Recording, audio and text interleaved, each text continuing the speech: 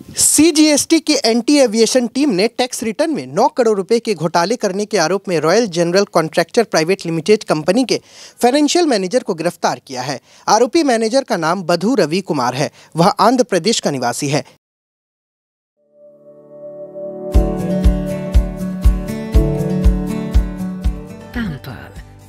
Not just a hospital, but a mother. मिली जानकारी के अनुसार royal general contractor private limited company में financial manager के पद पर काम करने के दौरान बधू रवि कुमार ने रॉड, सीमेंट व अन्य सामग्रियों का फर्जी बिल बनाकर इनपुट टैक्स रिटर्न के नाम पर 9 करोड़ का घोटाला किया। इसी मामले की जांच करते हुए सीजीएसटी की एंटी एविएशन टीम ने बीते कल बधू रवि कुमार को गिरफ्तार किया। आज आरोपी को सीजीएसटी की टीम सिलीगुड़ी अदालत में पेश की, जहां पर दोनों पक्षों की दलीलें सुनने के बाद अदालत ने आरोपी को 5 मई तक न्यायिक हिरासत में रखने का निर्देश दिया है। इस विषय पर सीजीएसटी के अधिवक्ता रतन बनिक ने कहा कि आज के central goods and service tax J anti aviation unit ওনারা বধূ রবি কুমার এ হচ্ছে রয়্যাল জেনারেল কন্ট্রাক্টার্স প্রাইভেট লিমিটেডের ফিনান্স ম্যানেজার। এই বধূ রবি কুমারকে অ্যারেস্ট করে শিলিগুড়ি এসিডিএম আদালতে হাজির করেছে।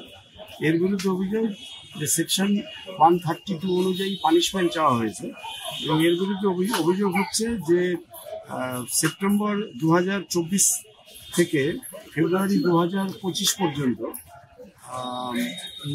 এদের যে কনস্ট্রাকশন ফার্ম, সেই কনস্ট্রাকশন ফার্মে 6টা ফেক জিএসটির নামে এরা সব হচ্ছে বিল দেখিয়ে এরা গভর্নমেন্টের নিয়ার অ্যাবাউট 9 কোটি টাকা এরা illegally input tax credit avail করেছে এবং এই 9 কোটি টাকার মধ্যে এরা জমা দিয়েছিল মাত্র 2 কোটি টাকা, বাকি টাকা জমা দেয়নি। তারপরে এদেরকে এই বধূ কুমারকে সমন দেওয়া হয় এবং সমন দেওয়া শিলিগুড়ি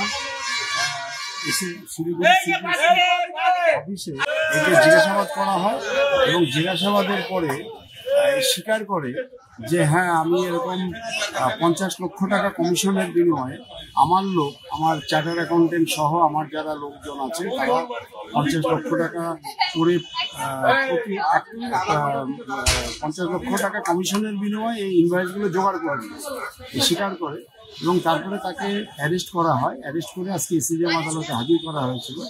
আদালতে তার হয়ে জামিনের দরখাস্ত দেওয়া হয় এবং আলটিমেটলি দুপক্ষের বক্তব্য শুনে মহামান্য আমাদের এসিডিএম শিলিগুড়ি উনি জামিনের আবেদন খারিজ করে আগামী 5 তারিখ পর্যন্ত 5 মে পর্যন্ত জেল হাজতে পাঠানোর আদেশ করেছে।